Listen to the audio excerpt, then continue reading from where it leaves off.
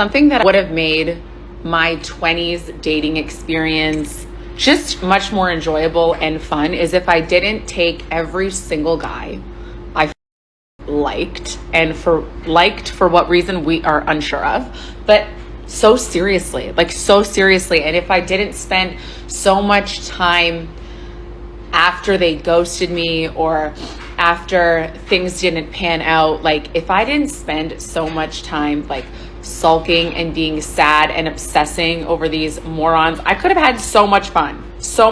And now in my late 20s, if something doesn't pan out, I'm like, okay, I'm ready for what's next. Like I'm not hung up on them anymore. I'm not chasing them. I'm not sulking in that like depressive energy anymore. I am totally like, it's done. I'm going to let him go. I'm going to release him back into the wild.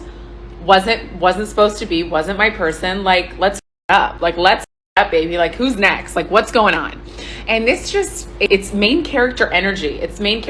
When I think back to how much time I will never get back that I spent obsessing, sad, like trying to get revenge, trying to get them back. Like, ew, no, don't do that.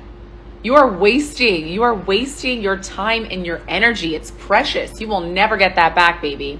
Let them go, move on with grace, and get ready because someone's literally around the corner. And if they're not, who cares? Like, this is your life. Like, you get to decide what your vibe is, okay? And maybe your vibe is just living La Vida Loca with the girls on a yacht shaking your ass this summer. And honestly, that's always the vibe. Like, that's always the mood, always the vibe. It's summertime. Have fun, baby. Have fun. Stop stressing. Don't worry. Everything works out. Like, literally everything works itself out. Like, just trust it. If I just had a little bit more trust, a little less fear. My early 20s would have been so much fun, but it's okay. It's a learning curve, and I'm making up for all that lost time right now, baby. That's what I'm doing. So here we have another victim of Chad who spent her 20s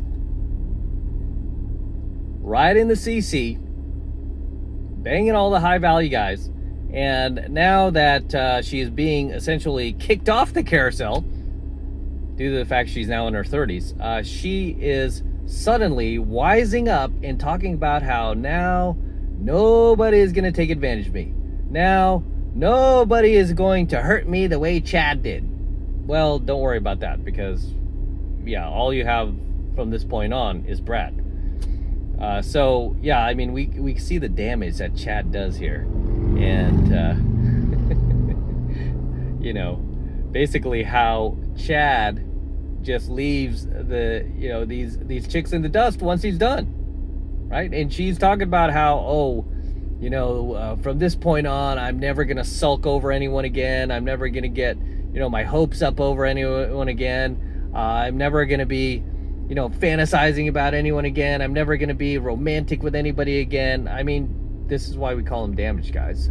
So now she's like absolute DG, and just be like, hey, the party's over, and don't just let it go.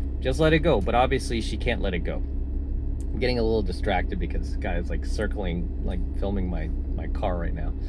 So, okay, dude, get the shot. I'm trying to do content here. However, I mean, her story is just so common, right? So I'm not just picking on her. Her story is so common because there are so many women just like her that are now, right, 3 decades into their lives, right, still single and over 30. Most dangerous thing you ever want to be as a female, right? Still single and over 30, ranting on her social media about all the mistakes she made in her 20s, like as if I mean, she's oblivious to it, but us in the red pill community, we are not oblivious to it. We know exactly, right, guys? We know exactly how she spent her 20s. We know exactly what this chick was doing. Okay, we know what she was doing, right? We know she was having fun. We're not fooled by any of this. We know what you were up to, sister. So yeah, I mean, what do you want now? that Chad has done with you. Okay, and you're sitting here complaining about all the things that you did. Now, I mean, as I've always told you guys, now Brad has to pay for his mistakes. That's why I say, do not date these chicks over 30. They're still single for a reason, man. It's kind of like you driving by the car lot and seeing that car still on the lot, right? That car is still sitting on the lot and nobody has purchased it. It's been 6 months now. They keep dropping the price. Nobody wants it. And you have to think to yourself like, wow, it is so undervalued, man. Nobody's touching it. Why? Because it's got all sorts of electrical problems, mechanical problems that cannot be seen, right? It's no different than these chicks. They continue to stay out there, right? It's like a Walmart clearance rack, man. You know, you see the same items. You go back to Walmart, you know, like 2 months later, and you still see the same items on the clearance rack. Nobody's buying it because nobody wants it anymore, right? It's lost its value. Is why as a chick, you don't want to stay out there, because not only do you lose your access to the higher level men, but you also become more and more bitter and resentful. This is the problem too with sleeping around with a lot of guys. Okay, when you sleep around with a lot of these dudes that use you for what's between your legs, just use you as a side chick, it's hard not to become resentful of that, and not to become like, hey, you know, not to get like, hey, these guys just want me for my body. I just feel like it's very, you know, that I'm being used, right? Just for what I have, and I'm not being seen for me. That's why you hear so many of these girls go, I'm not being seen for me. I'm not being seen and appreciated and valued for who I am. It's like, well, because you did that to yourself, right? You let these guys use you like a plastic F doll, right? Like an AI plastic F doll, man.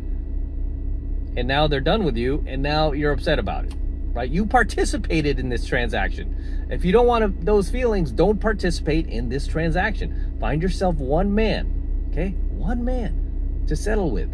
And I guarantee you won't have to deal with this. You won't have to deal with these problems. All right, let's roll on to the next clip, shall we? Look, man, the moment that you wound your girl by cheating on her and you decide to ask her for a second chance, I hope you know going forward in the relationship, you planted a seed of insecurity within her mind. And once she has that seed of insecurity within her mind, she's going to show up in the relationship more hypervigilant, more angrier, more rageful, because she is carrying this wound of you cheating on her. And she is not going to heal that wound when you constantly infect that wound by adding girls on social media, by following girls on social media, by liking girls' pics on social media. Because at the end of the day, you're going to want to gaslight her so quickly and say, you're so insecure, you're so jealous, and so forth. No, you planted that seed of insecurity and jealousy the moment that you cheated on your girl and you did what you did to her. So at the end of the day, if you want your girl to heal, stop infecting the wound by adding girls on social media and liking their photos. Okay, this chick just legit admitted that she would take back the same dude who's been cheating on her, right? What have I told you guys, man? These girls cannot get enough of the bad boy. They cannot get enough of bad behavior from men. They cannot get enough of these cheating scumbag dudes that just take full advantage of them, bang their best friends, bang their aunt. I even heard like this Chad bang the chick's auntie. I was like, man, that is a whole nother level of scumbag. I was like, they can't get enough, right? Still, they take him back. He'll change. He'll change. He'll do better. I know. I believe in him.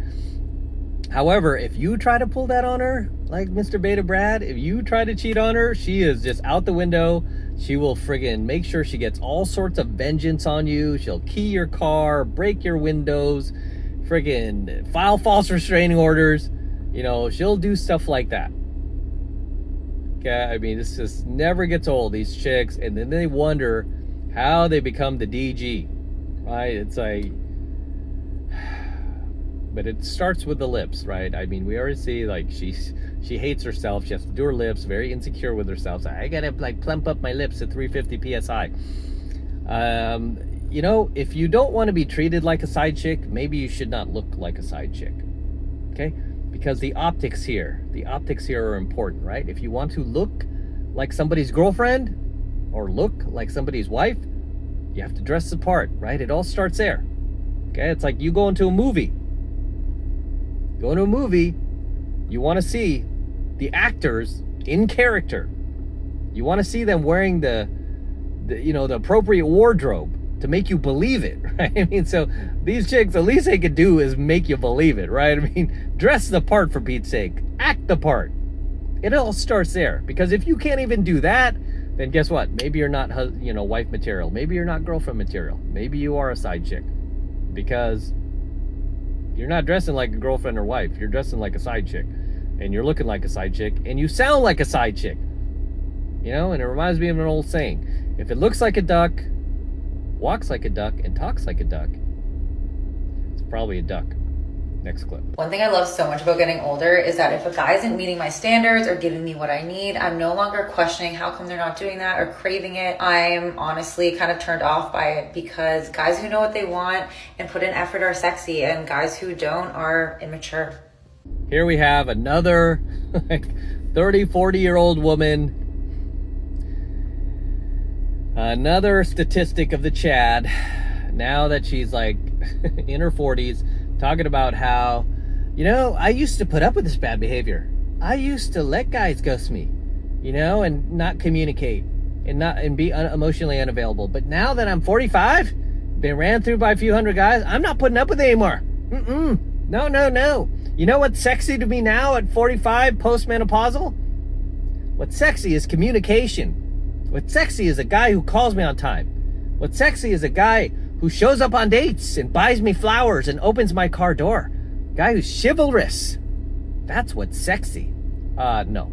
Okay, let me clue you guys in here in case you're thinking you want a white knight for any of these chicks or simp to them if you find any similar chicks like her out there on the dating apps or in the real world, and you think to yourself like, ooh, I can save her. I can be the knight in shining armor that she's been looking for.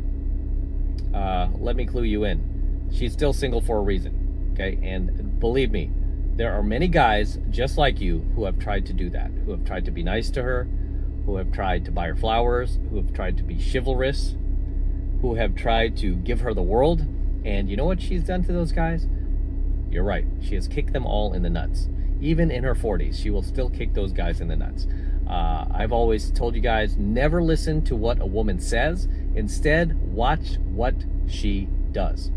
Okay? Don't listen to what she says. Watch what she does. Look at who she's dated.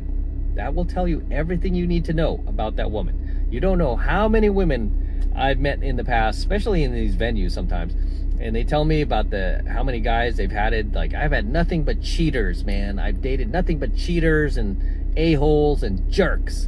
And I'm like, okay, what are you looking for now? I just want a nice guy now. No, you don't, because you will never respect that guy. You know who you would respect? The cheater, A-hole, the jerk who you keep complaining about. That's why we call him the DG, right? But until next time, guys. So yeah, she's not fooling me one bit. Till next time, drop your comments below. Let me know what you think of tonight's coaching video. Anything you'd like to share, anything you'd like to add, please drop them in the comments below, and I will see you there in my comments. All right, this is M from the 33 Secrets signing out here with the Lamborghini. Yes, it's my Lambo.